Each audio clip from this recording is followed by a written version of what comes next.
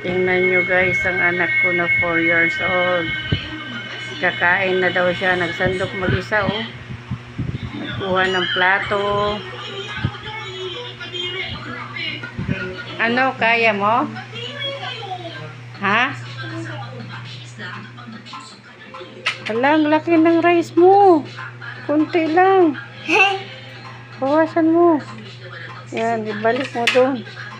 Kunti lang, yan. Balik mo na. Tumawakan. Balik mo na doon ang rice. Ang dami na yan. Ay, huwag mo kamayin. Nako. Bawasan mo pa to. Ang dami nito. O, halika na, halika na. Ibalik mo na dyan ang sandok.